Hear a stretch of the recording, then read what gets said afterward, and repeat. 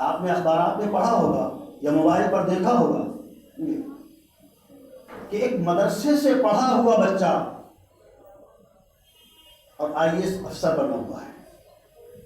کئی واقعات ایسے. لیکن ہم نے اپنے بچوں کو جذبے جو ہیں، یہ کہہ لیجیے کہ ان کے اندر ایک چنگاری ہے، اس چنگاری کو ہم نے ہوا نہیں دی ہے.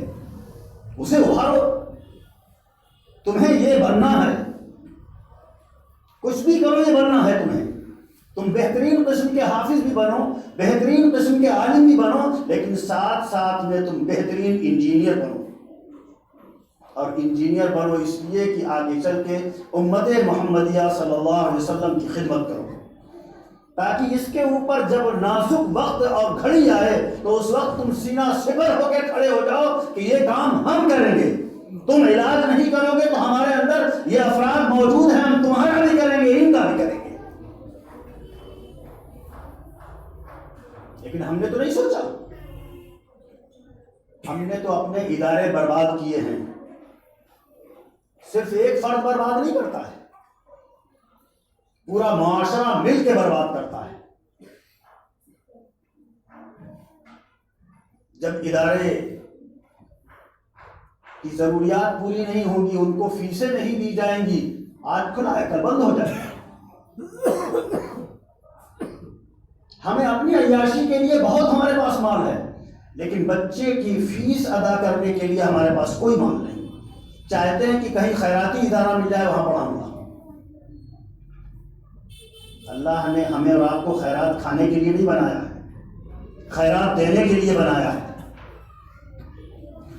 اور قرآن کریم کے پہلے پارے میں پہلے صفحے میں اللہ نے ایک حکم دیا ہے، وَمِمَّا رَزَقْنَاهُمْ يُنْفِقُونَ. اور یہ مومن تو وہ ہیں کہ جو اللہ تبارک و تعالیٰ ان کو دیتا ہے ان میں سے یہ خرچ کرتے ہیں اللہ کے راستے میں.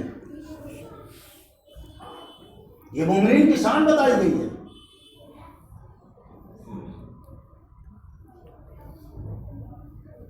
آج ہمیں ہوش حواس ہے، ہم سمجھ رہے ہیں کہ ہمارے اوپر کیا ہو رہا ہے. ہم چاروں طرف سے نردے میں پھنسے ہوئے ہیں، اور اس وقت دشمنوں نے ہر طریقے سے گھیر رکھا ہے. تمہارے عقائد خراب کرنے کے لیے الگ تنظیمیں بنا رکھی، اور ایک دو نہیں دسیوں تنظیمیں چل رہی ہیں جو مسلمانوں کے نام پر چل رہی ہیں لیکن مسلمان نہیں ہیں. وہ ہمارے ایمان خراب کر رہے ہیں.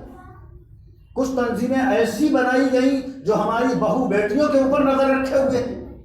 کچھ تنظیمیں ایسی بنائی گئی ہیں جو ہماری جان اور مال کے اوپر نظر رکھے ہوئے ہیں.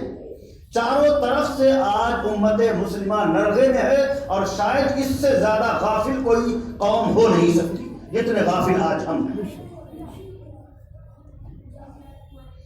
غفلت کا یہ اندازہ ہے وہ آپ فجر کی نماز میں لگا لیجئے.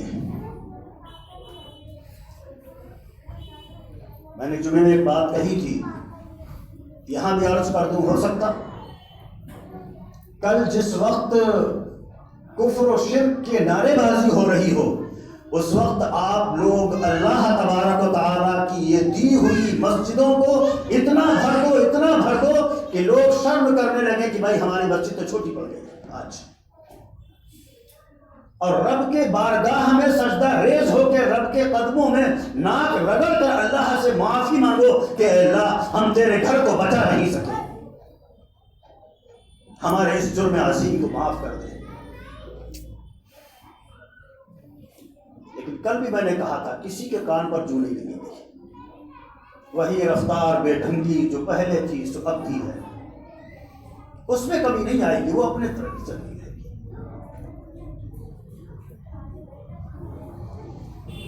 اس فرد سے جا کر پوچھو، امت کے اس شخص سے جا کر پوچھو کہ جس کا سب کچھ لوٹ لیا گیا ہو، جس کی بیٹی کو اغوا کر لیا گیا ہو، جس کے بھائی کو یا جس کے باپ کو مار دیا گیا ہو. اس شخص سے جا کر پوچھو کہ تکلیف کیا چیز ہوتی. لیکن ان تکلیفوں کو دعوت ہم دے رہے ہیں. ہمارے اندر اتحادی نہیں پیدا ہوتا کبھی. گھر میں 3 بھائی ہیں تو تینوں آپس میں سب کی رائے الگ ہے، سب آپس میں لڑ رہے ہیں، جھگڑ رہے ہیں۔ جب ہمیں اپنوں ہی سے لڑنے سے فرصت نہیں ملے گی تو اتحاد کہاں سے پیدا ہوگا؟ اور اتحاد اللہ نے فرمایا وَاعْتَصِمُوا بِحَبْلِ اللَّهِ جَمِيعًا وَلَا تَفَرَّقُوا، سب لوگ اکٹھے ہو کر اللہ کی رسی کو مضبوط پکڑ لو، وَلَا تَفَرَّقُوا، اور آپس میں تفرقہ بازی مت کیا کرو، اختلاف مت کیا کرو، انتشار کی کیفیت مت پیدا کرو۔ لیکن ہمارا سب سے محبوب مشغلہ یہی بن گیا ہے، جہاں 2 آدمی بیٹھیں گے کسی نہ کسی کی مخالفت، کسی نہ کسی کی برائی، اسی سے فرصت نہیں ملتی ہے تو پھر دین کی خدمت کیسے کریں گے؟ ہمیں اسی سے فرصت نہیں۔ ابھی کانپور میں ایک تربیتی کیمپ لگا ہوا تھا، اس میں تقریباً 250-300 علماء کو بلایا گیا تھا، اس لیے کہ تاکہ غیر لوگ جو ہمارے ایمان کو لوٹ رہے ہیں یہاں آ کر تربیت حاصل کر لو کہ کیسے ان سے گفتگو کی جائے گی۔ اس گفتگو کو سکھانے کے لیے، گفتگو کا انداز سکھانے کے لیے حیدرآباد سے ایک مولانا انصار اللہ صاحب، ان کو بلایا گیا، ماشاءاللہ بہت بڑا کام کر رہے ہیں۔ سہارنپور مظاہر العلوم سے مولانا راشد صاحب گورکھپوری کو بلایا گیا، آگرہ سے میں حاضر ہوا تھا۔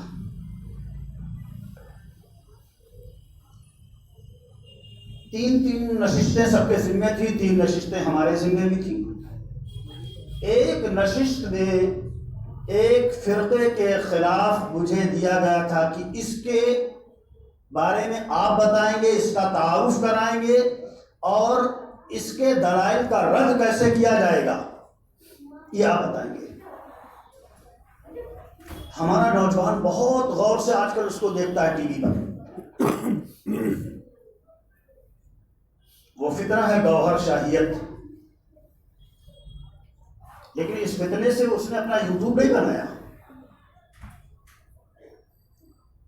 بہت چھوٹی چھوٹی سی داڑھی، بھاری بھرکم جسم کا مالک ایک شخص ہے، یونس گوہر شاہی۔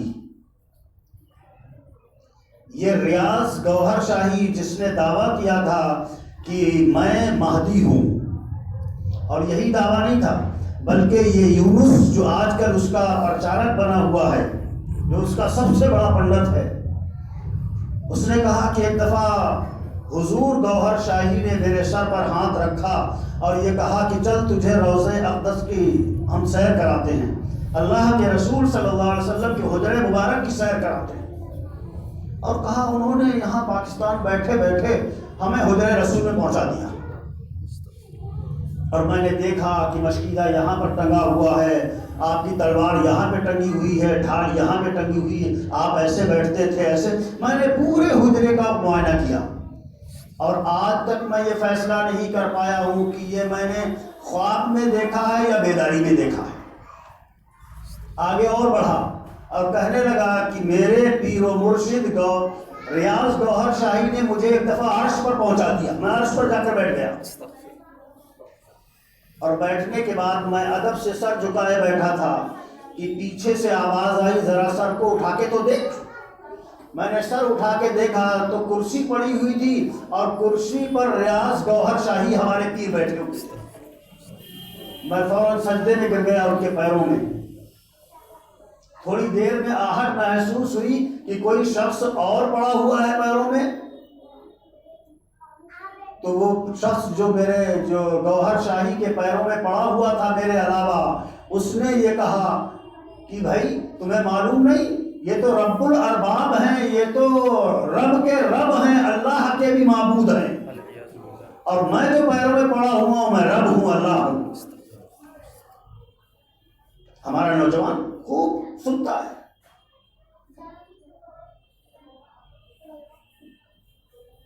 ایک اور فتنہ ہے مرزا محمد علی انجینئر کا، خوب حدیثیں بیان کرتا ہے اور ہمارا نوجوان گرویدہ بنا ہوا ہے، لیکن پتہ نہیں کہ یہودیوں کا چرواہ ہے۔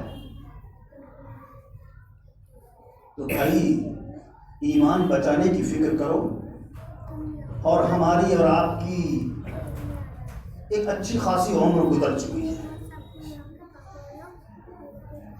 کب اللہ کے یہاں سے بلاوا آ جائے، کب چلے جائیں، کوئی پتہ نہیں. لیکن ہماری جو چھوٹے چھوٹے سے پھول ہیں، ان کے ایمان کی، ان کی جان کی، ان کی حفاظت کی فکر کرو کہ کوئی برا وقت ان کے اوپر نہ آئے. ان کے